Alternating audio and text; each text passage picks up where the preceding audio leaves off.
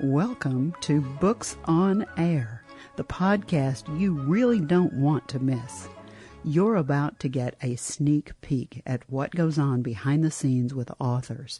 You'll find out their secret recipe for creating books, where they get their ideas, how they create their characters, and you'll get the inside scoop on their next project. Want to know more? Terrific. We'll tell you where to find them on social media. Okay, are you ready? All right, let's meet today's author. Joining me is Larry Weiss, and he's here to talk about his latest novel, Girl with the Rose Tattoo. Now, Larry is a pretty interesting guy. I love it. If you go to his website, he calls himself Larry Weiss, novelist, with a lowercase n. He says he hopes to earn the uppercase N as he continues writing. He was in the field of education for 27 years, and as a natural storyteller, here's what he has to say about storytelling. Storytelling is more fun than the proverbial barrel of monkeys. Larry, I love it. Welcome to Books on Air. Thank you. Glad to be here.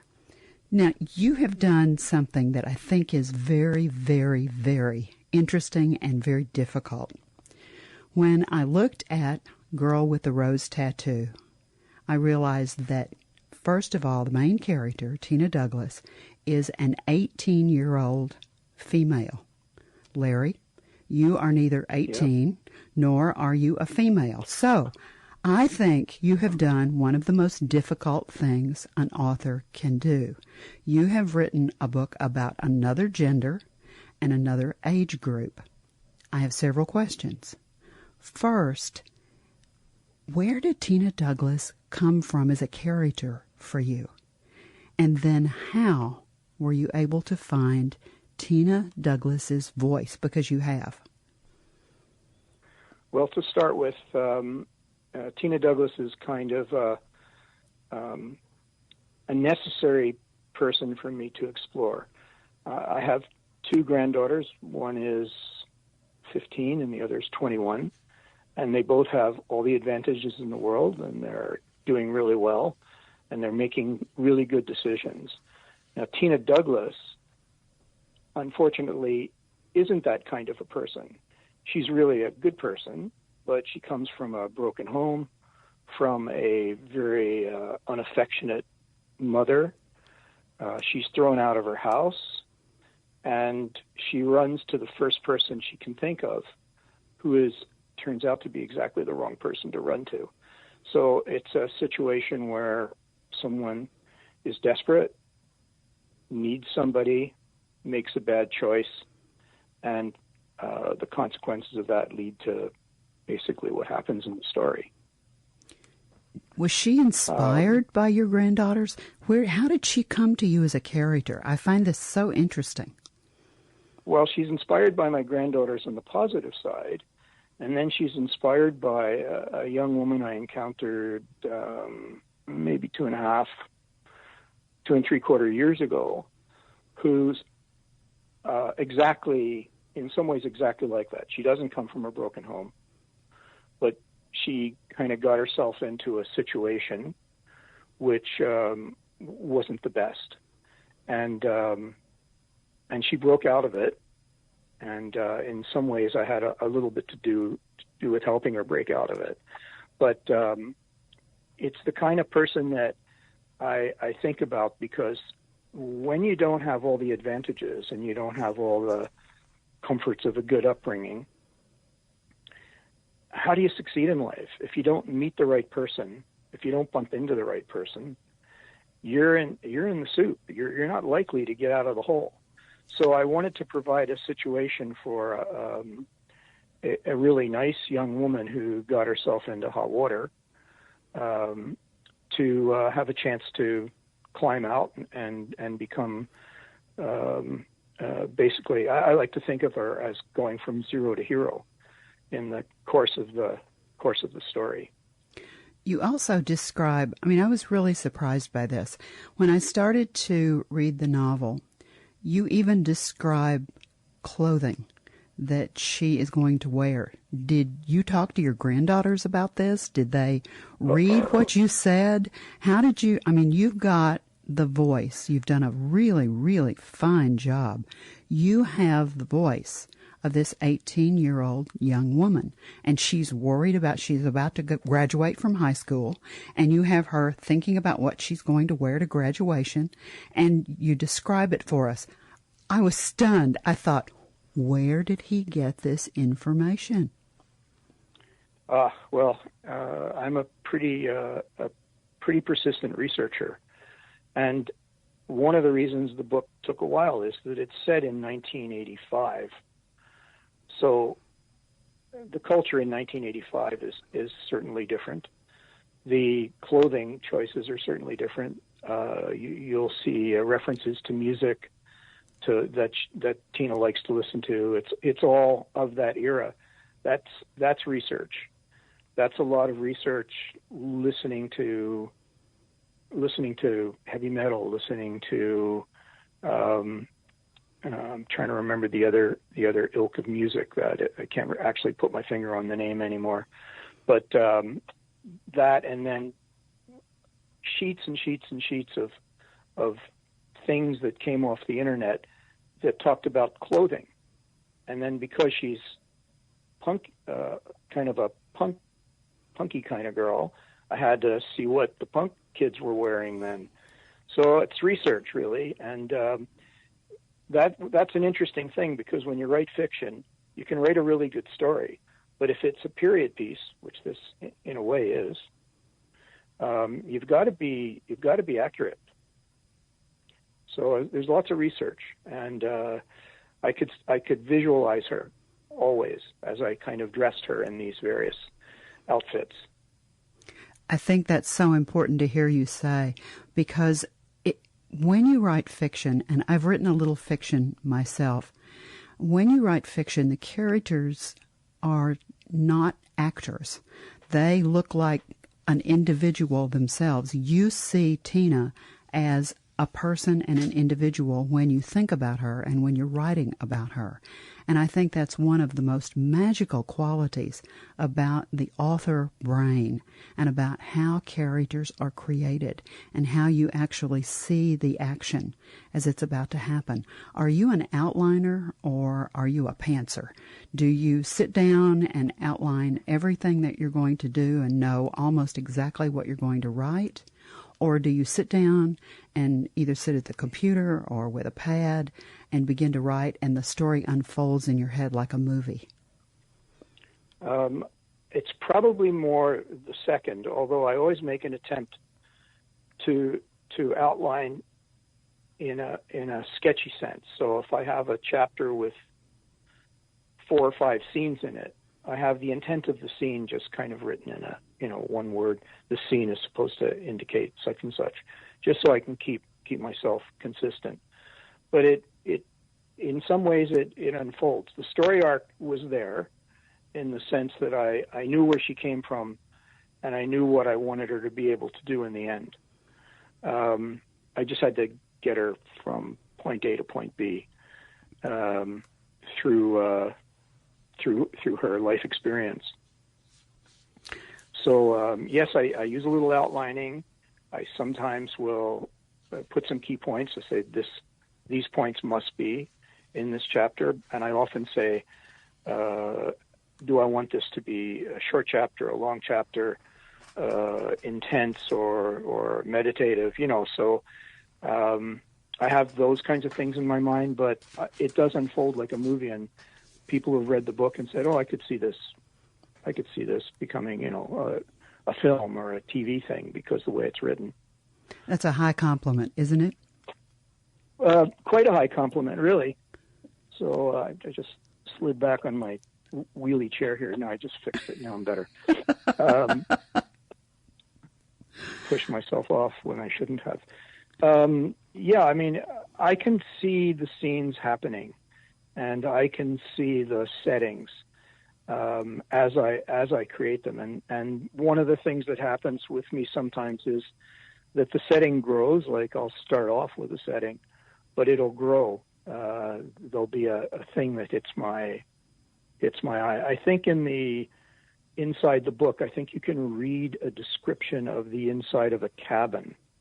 I think it's there. At any rate, it's very vivid for me. I thought it was, because I had that same sense as I read part of the novel. I had exactly that, because I could see exactly what you were talking about. And the visual aspect, I think, often is really, really important in a novel, especially like this. What made you start writing? I mean, you were in education, various levels, for 27 years. You retired. You really began to read Scandinavian noir fiction, and all of a sudden you decided to start writing, and you decided to start writing nonfiction. Mm-hmm. Why nonfiction? Well, because it's really easy for an academic to write nonfiction, isn't it? Great answer. Like that's no trick. Like most of the writing, or all the writing that I've done has been either individual educational plans for handicapped kids, or course descriptions, or analyses of program. And prior to that, I was in a strand to become I actually didn't finish a doctoral program, but I was working towards becoming a researcher in medical biophysics. And so I kind of have this ability to research and to write in a factual way. So I never wrote anything of any proportion before. So that was my in. Now that's a big jump from writing nonfiction to jumping to fiction. That's a whole different ballgame for the brain and for that creative process. What made you decide to do it? Well, first of all, writing nonfiction is really, really hard work. Like, writing fiction is hard work. Writing nonfiction is really, really hard work. The amount of research that I had to do for that into neurobiology and memory and Taoist philosophy and Buddhist philosophy, and see how all that fit. That was a real torturous mountain climb. Writing fiction is actually quite a bit of fun. Editing what you've done is definitely not fun, but it's much more enjoyable, and I think in my head I live in a I don't live in a fictional world. That's not the right way to do it, but I tend to think that way. I think in scenes, or I think when I plan ahead of what I'm going to do, it's always a bit like a movie in my head before it happens.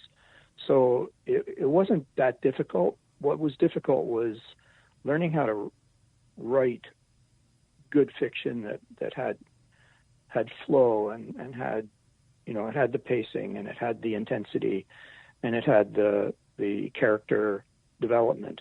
And that was difficult. That was definitely difficult, considering I had to rewrite the entire book from a different point of view. You can see that when I got to the end, I went, "Oh yeah, that was the wrong turning. That was the wrong path."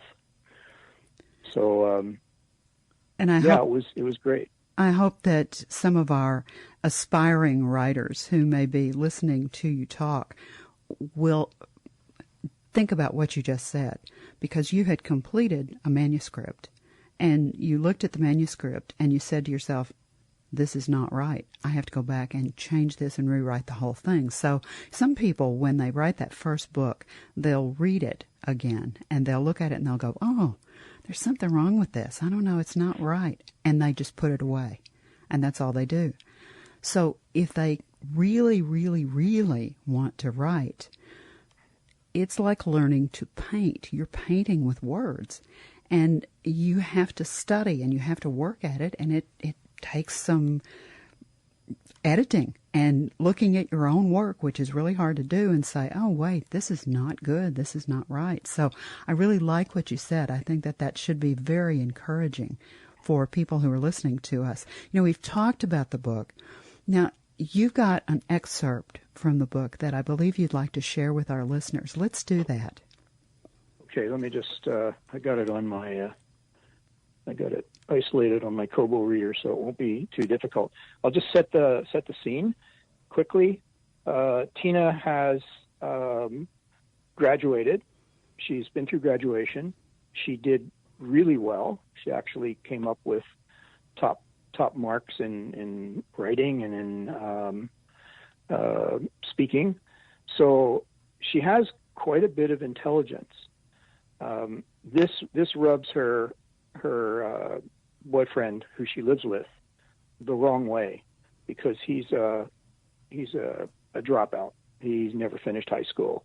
He's good at one thing and one thing only, and that's being a member of a biker gang and being the enforcer, which is his basic job. When she was with him, she only asked one thing, and that is, could she finish high school? Because she got thrown out of her mom's house, which was in a different town, and she was 2 years away from completion. And he said, yeah, sure, go ahead. I don't care. That was the only freedom that he allowed her. So she's graduated. They've gone to the dinner dance. He's attended reluctantly. He's dressed in his best leathers, not in a suit or anything. And we've gotten towards the end of the dance. They get to the dance part. He's had the food part, and he's had enough.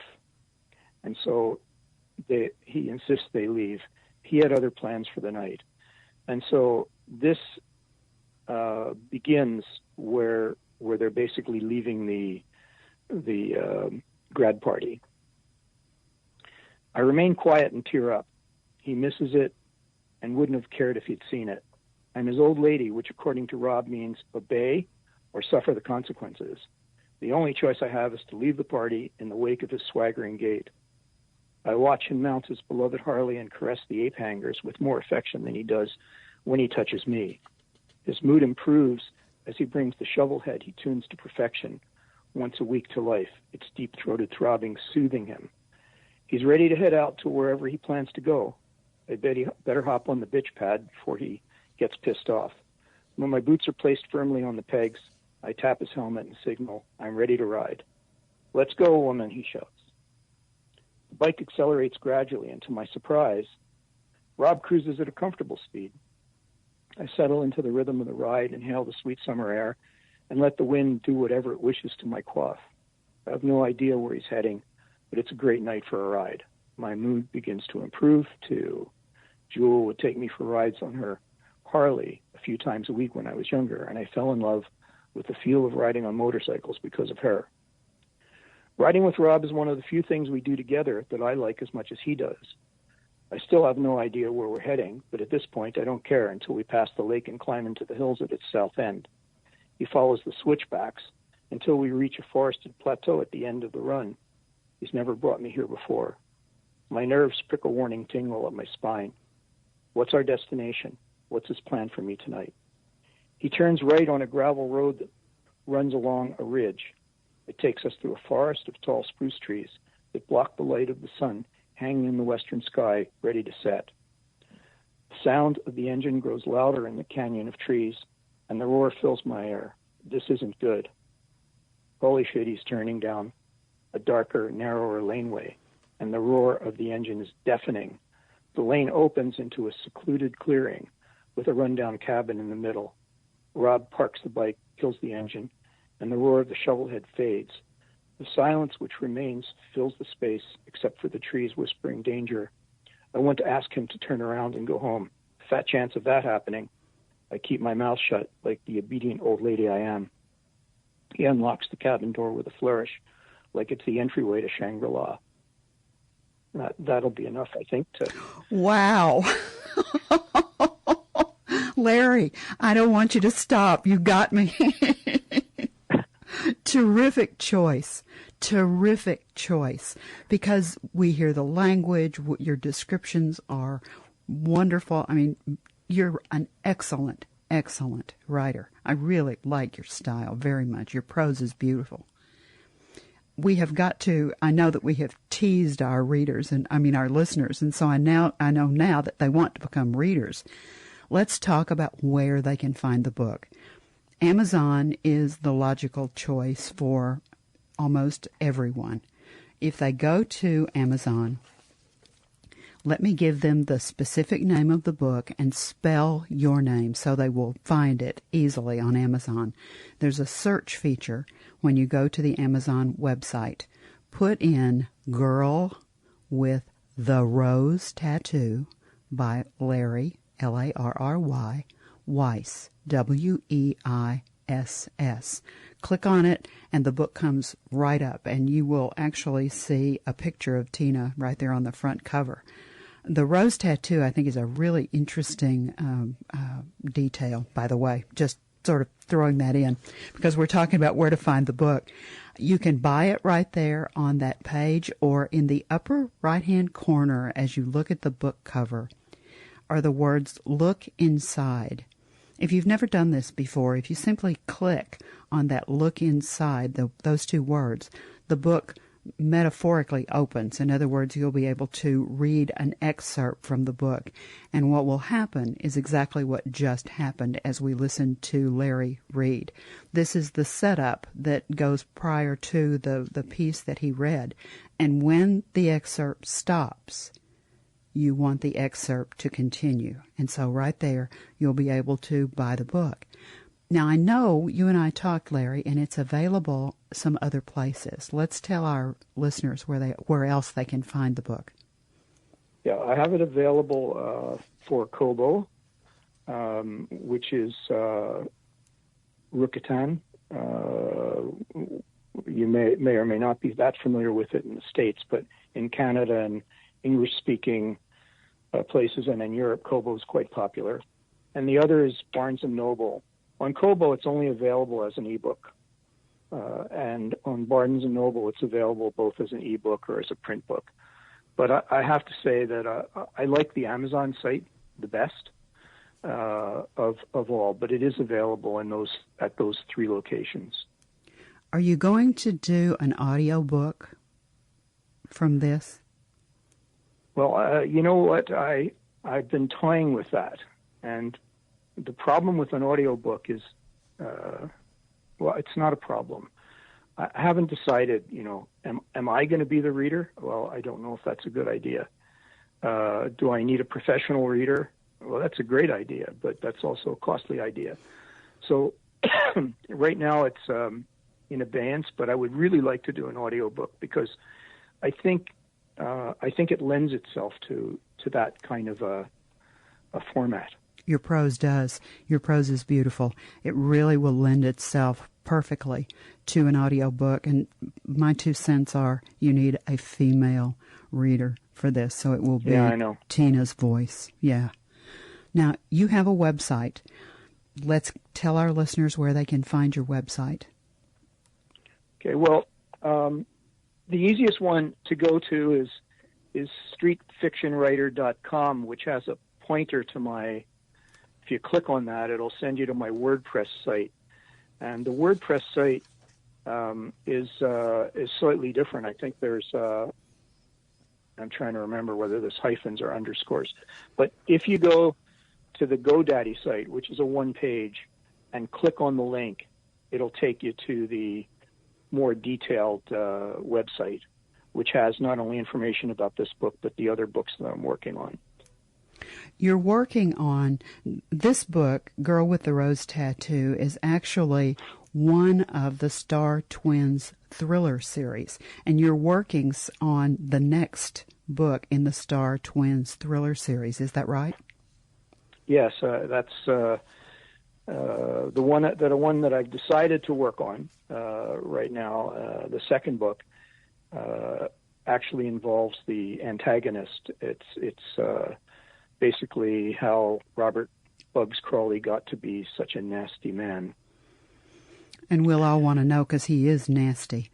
You're also you're on Twitter, but you're doing something that I just think is so exciting. How can they find you on your Twitter? What's your Twitter handle? Twitter is Larry Weiss 3. And you've got a Pinterest page. Tell us about. I do. Yeah, that's I love the one this. I'm excited about. Yeah, me too. And that's at lweiss 0416. And that'll take you to my Pinterest page. And what that is there's actually 3 boards. the four boards. The three of the boards are very well developed, and they revolve around the three principal tattoos that my protagonist has: a lotus, a rose, and a tattoo of a saying on her spine. So I've been collecting those, and that's been a lot of fun. I think that's just a terrific idea. I hope people will go look at that Pinterest page. Now, I know you're also planning to do some videos for the YouTube channel. Is that in the works? Yeah, actually, I'm sitting in front of my setup now, so I've got some little studio lights and a good microphone, and I'm just actually looking around for something that approximates a biker jacket, because I thought I should wear that when I'm doing these. So that's been a little difficult, but I'm going to the local around here. I don't know whether they have them in the States, but it's called Value Village, and it's basically a Salvation Army thing, except they collect for diabetes and various health issues, and they have all kinds of stuff. So one of these days soon, I'm going to just spend time trying to find something that approximates a biker's jacket, because I think that's what I should wear. And I need a do-rag as well, which I don't have. Well, of course, my first reaction, I'm in Texas, and my first reaction is to say to you, go to the Harley-Davidson website, and you'll find... Well, I've been there, actually, and I want to talk to the local guys here and make sure they won't be offended by me wearing that on YouTube, because in my research on biker, the biker code and biker gangs, yeah, they don't mind you buying their goods because it raises money for their rides and things like that. But they sure don't like you wearing them around. So I want to get sort of a clearance from the local bikers out here in the Hamilton area. I think they're Hell's Angels, but that's okay. I love it. Larry, you are so delightful. I want to give you the opportunity to have the last word about your book. When the reader reads the very last page of the novel and they close the cover, whether metaphorically or electronically, they turn off their machine, do you want them to leave with just having been told a terrific, compelling story, or is there another message that you want the reader to take away? Well, actually, I think the message I'd like them to take away is something that kind of happened to me as I wrote. And I've looked around, and this does happen to writers. I've kind of fallen in love with my protagonist and her sidekick, literally, in the sense that when things happen to them, I actually feel it. Like I've actually shed a tear or two when I've written some scenes. So I would really like them to also fall in love with my characters. And I would like them to think, oh, what's going to happen to these two girls in the future? Because there is a future for them in another book that I've sketched out.